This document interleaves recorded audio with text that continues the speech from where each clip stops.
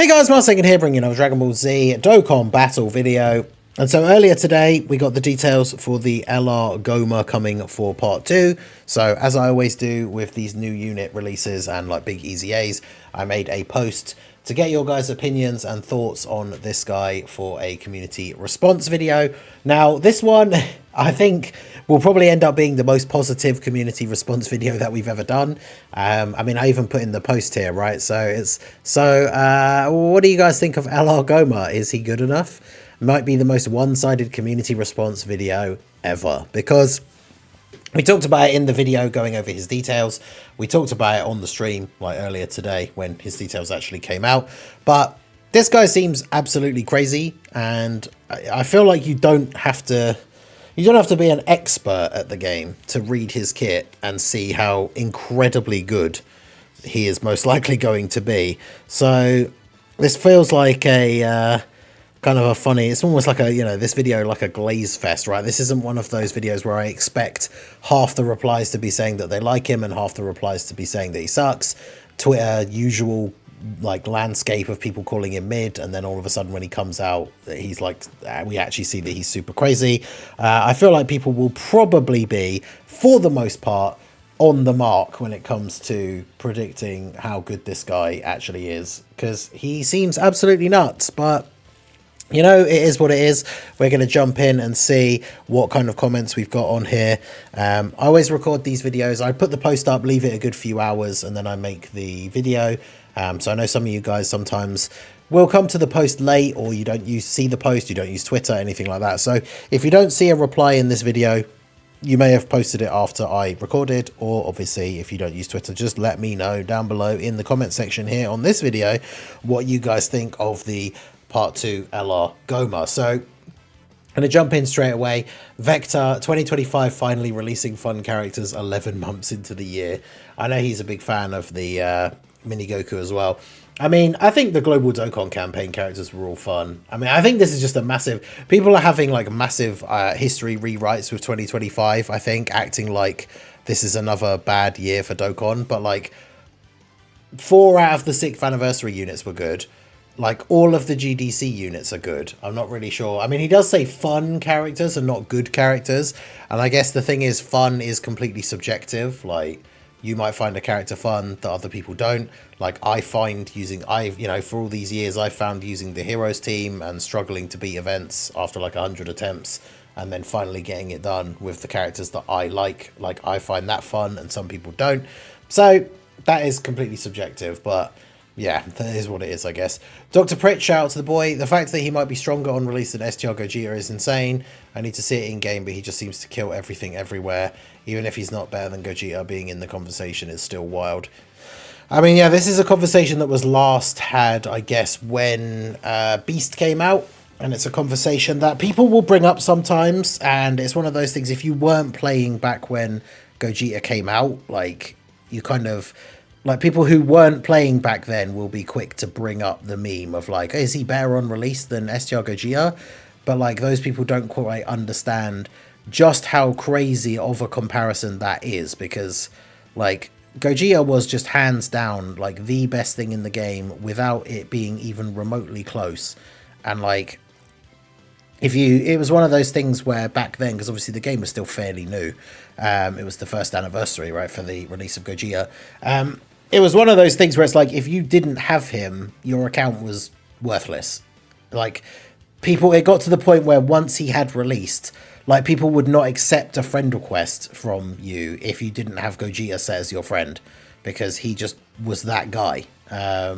So people, like, re-rolled for him and all sorts of crazy stuff. Like, if you didn't have him, like, what was the point of your account at that point, essentially? Which is kind of crazy, especially when you consider that Global, like, Shadow lowered the rates for him as well, which is probably one of the wildest things that's happened in Dokkan's history. But yeah, the fact that this guy could even be compared to him, I think it's probably a reasonable comparison. I don't know if he is on that same level still. I mean, he does appear to be hands down the best unit in the game on release. But I suppose we're not at a point where, like, you absolutely would have to have him, otherwise you can't beat, like, all the content or anything like that. But I think he's definitely up there in consideration of, yeah, this guy's just the best unit in the game. Like, he gaps pretty much everything else, I think. Like, he's just absolutely ridiculous. So whether or not he is or should be considered STR Gogeta level, he is absolutely ridiculous. Weeble Class, our boy, says, I know I said they like to make cards reflect what a character does in the show, but I didn't think they would go that far. Definitely went for the let's make the less hype character busted approach with this guy, and I'm very happy they did. More extreme dominance, please. Yeah, because obviously sometimes Dokkan sticks a bit too rigidly to, like, we're going to make the card do exactly what the unit does, like, well, what the character does in the show, but, like, that ends up being a bad thing, right, depending on what those abilities are. And then, you know, finally we get a character like Gomah, who we talked about when I was speculating about the things that he could potentially do in his kit when we talked about him the other day. And it's like him healing, him growing stronger with every turn. Like, they really took, like, all the aspects of everything that he does in that big final battle and put it into this card, so that he is doing all of those things and just being an absolute crazy dominant force. Because the thing is, like, he obviously has that really extra strong defensive power early on, but in longer events, even when he starts to lose that extra damage reduction and everything, like, the 150% stack every turn is going to be absolutely crazy for him. So yeah, he's a very, very good example of them doing it right, of making the card like the character is in the actual source material. So that is very good. Akioshin says he is insane. These two are stackers, so is Gomah. Seems like we're entering another stacking meta with the 11th anniversary, so he will probably survive the power creep too. I mean, well, technically the GT guys aren't stackers in terms of, like, defense. They do build up to a certain amount of damage reduction. But yeah, like, Gomah is I guess a different kind of stacker, but he is indeed a stacker. If the 11th anniversary starts to lean us more towards longer content, obviously these guys are going to easy A then. That would make the physical Boo Boys, like, significantly good in that meta. And then obviously if Gomah, unless, I guess the only thing that's really going to, like, the only thing that's going to make Gomah, like, age out is bosses that hit ridiculously hard on the first turn and are hitting, like, 10 times in slot 1 or something. Because obviously once he takes a certain number of hits, he loses the extra damage reduction. Still has 33% and dodge. So that's the thing, is even if, like, he's getting attacked 6 times in slot 1, if he dodges 3 of those 6 attacks, then the 3 that hit him are still going to be the 3 where he has the 99% damage reduction. So he's still going to be perfectly fine. So yeah, it's going to be very interesting to see what kind of content would actually power creep him. But yeah, if we do go into a longer content thing, then I guess yeah, these guys will be super good as well, but it's interesting. Ultra says he feels a bit too overdone to me. Remember how they said they limited Vegito and Gogeta because they're too good? It seems they threw that out of the window for Gomah. He also gives me Cell Max vibes, but dialed to 11. Makes me really worried about the 11th anniversary. I mean, I guess that is, in one way, a concern. Like, with him being this good, like, obviously we would expect the anniversary LRs are all going to be, you would think, considerably better than this guy, because it would be weird for a yellow coin LR that released like 2 months before to be better than the anniversary LRs, which means the anniversary LRs are all going to be insanely busted powerful. So the concern then, of course, is, like, how strong is the content going to be for the anniversary? Because yeah, these guys are just going to be absolutely nuts. Like, they are dominating the content that is out currently. So yeah, it's just going to be absolute insanity. But I'm interested to hear what you guys think. Like, do you think the 11th anniversary content is just going to be absolutely insane, and this is why we're seeing this guy be so powerful? But let me know your thoughts. Dre said, Gomah to Pycon and TN. Let me show you how to really get seriously serious. Also pretty much the same as what I said in the pick This is how a unit should be. Not a hype character, but has a card that makes you think about summoning. Should still skip. I mean, that's the thing, right? For people, we're saving for the anniversary. Like, obviously, there's still going to be more bait, like the New Year Dual Dokkan Fest. But this guy is one of those super tempting. Like, here's what we would call like a hard skip, because it's hard to want to skip him because he's so good, but you probably should, especially if you're free to play or just someone who spends a very small amount here and there, because you need those stones for the anniversary. But this is what they do, right? They take the lesser hype characters, drop them in this time slot, make them super busted, and then you immediately find yourself like wanting to summon because they're just that good. I mean, if you're struggling with any events in the game that are out currently, like, this guy's going to help you beat those events, right? So, absolutely nuts. Simon88 says, decent animations, very good design overall. Did a good job. Only negatives for me is Yellow Coin LR instead of Carnival. No defense on Super. Other than that, no issues. This now means I don't think Anniversary is Dimer completely, so no idea what they're doing there. I mean, the thing is, I guess he just does so much. He doesn't need defense on Super. Well, actually, no, he does get defense on Super, because it's not part of his super attack description, but his thing is that his 12 key super gives all allies extra defense for 2 turns or something, right? I need to let me double check it here to make sure it doesn't say like self-excluded, but doesn't he also just buff himself with his 12 key super? Where is it? 12 key super. No, that's the giant form. Where's the non-giant version? Yeah, raises all allies defense by 20% for 2 turns. So that includes himself. So he actually does raise defense on Super.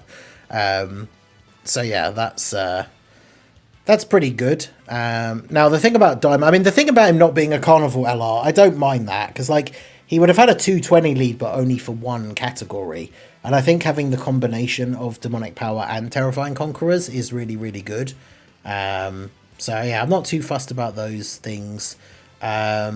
Anniversary being Dimer, as I said in my video the other day, I think they dropped this guy as this Part 2 LR in this time slot because they know that he's not a hype enough character for being dropped as like an anniversary character. So it makes sense to me that Dimer being part of the anniversary will be Adult Super Saiyan 4 Goku and Adult Super Saiyan 3 Vegeta, and that's why Dimer is dropping here, because he's just not a character that's good enough to be a... Well, I say good enough. Obviously, in terms of quality, he's good enough. But in terms of a hype enough character to get people excited, not hype enough for the anniversary. So, I guess we'll see. But anniversary's still a little ways away. Miracle Weep says, I'm terrified to see not only what the bosses will look like, but also what the 11th anniversary units are going to be. If they're above Gomah, they're going to break the game in half. I mean, that's the thing, right? Because if the 11th anniversary content comes out and is only around the same difficulty level as the content is now, it means if you've pulled Gomah, you're just going to absolutely dominate all of that content without even pulling the actual 11th anniversary LRs. So, is this an indication of power creep? I think that is the biggest like potential scary thing, but that's something we will have to wait and see.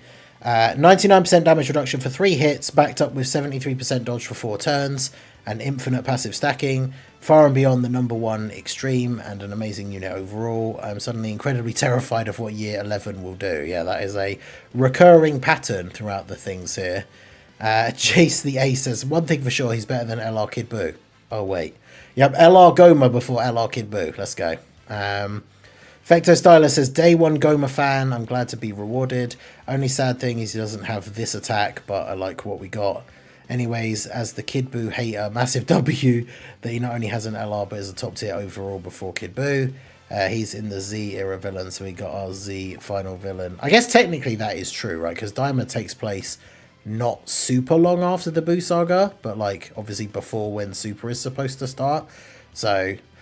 you could look at it that way, I guess, of Gomah being the boss of Dimer, but he's also kind of the final boss of the Buu saga to a certain... Not the Buu saga, but that era. It's kind of funny. The Z era. We have Ricky says, still thinking I'm reading his kit wrong. LOL, feels like he's gapping the game.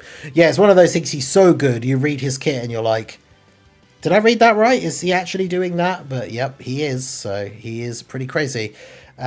Bob says his kit seems the coolest thing ever. Too bad I don't care about the character. I mean, that is the big thing, right? Like we've already said, like that is going to be an issue for a lot of people for sure.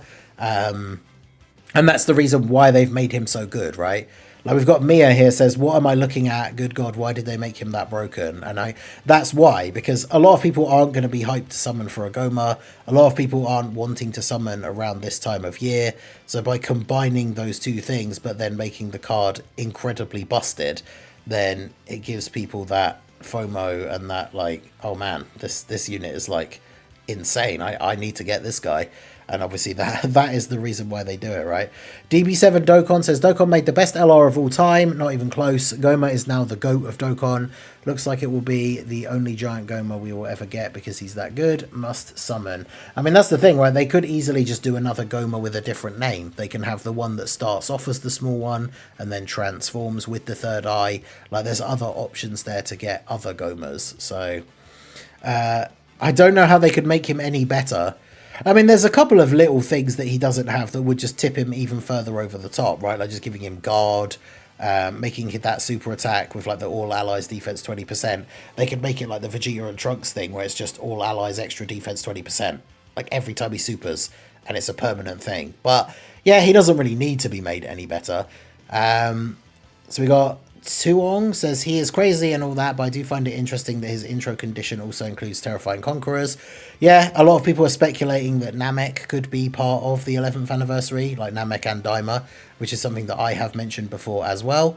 And yeah, Namek characters like Frieza being on Terrifying Conquerors makes that fit like even more in that sort of scheme, in that sort of layout. So I think that makes a lot of sense.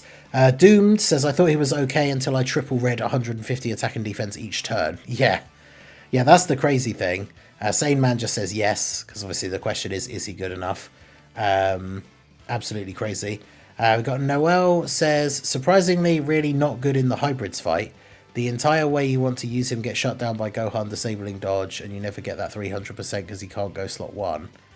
I don't know what the comments to this are, but like Gohan always super attacks in slot 1 and disables dodge, but Gomah has 99% damage reduction on like before he takes those 3 hits. So Gohan attacks you in slot 1, super attacks you, but Gomah has 99% damage reduction, so he doesn't take any damage. And then on the next turn he's in slot 2, so he gets his permanent buff. And then I guess it depends what his start of turn defense is, turn 2, well, it'll be turn 3 technically, whether you could then put him in slot 1 in that event. Because obviously he will only have 33% damage reduction. He's still got guard though. He still has 73% dodge, I should say, not guard, dodge. He has 73% dodge on the third turn and the first turn, but the dodge obviously is disabled by Gohan, which I guess is what we're talking about. So 33% damage reduction. I saw someone say that apparently, according to some calcs, he already has like 2 to 3 million defense on turn, like his second appearance, which like with 33% damage reduction, Gohan doesn't get his massive attack buff until, is it like turn 5? So this guy probably could still slot 1 against Gohan on his second appearance. But yeah, I'm interested to see what the replies are. I can have a look in a sec. The only other replies here are pretty much ass, if you ask me. Yeah, people talking about his intro. Man's all caked up for no reason. I think he's great, definitely 2 or 3. Anyone who thinks he's above the blues is crazy.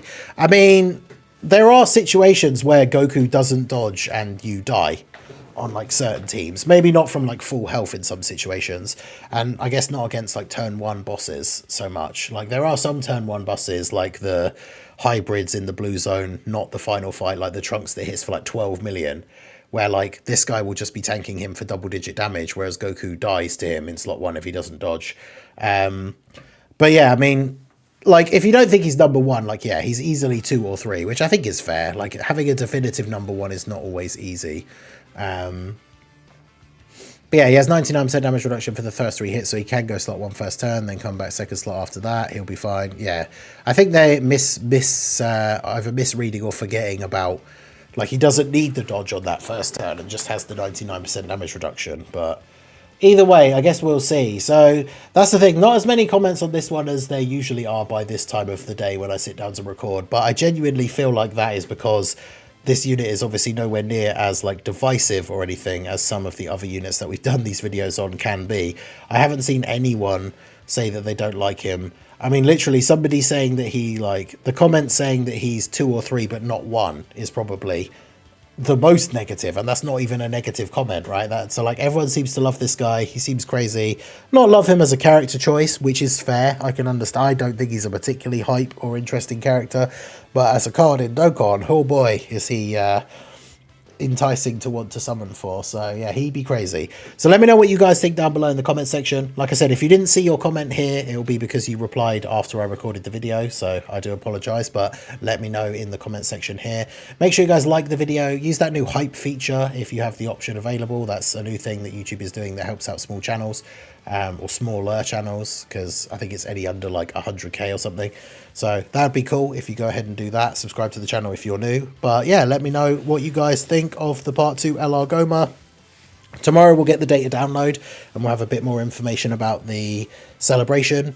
We potentially will get confirmation about the EZAs. I did make a video speculating about who would EZA earlier today, so go check that out if you haven't seen it. But yeah, let me know all your thoughts on the part 2 stuff down below in the comment section. So that is going to be it for the video, guys. This has been the Master Ningen. Smash that like button, subscribe to the channel if you are new, check out all the links down below, and I will see you all again soon. Have a good one.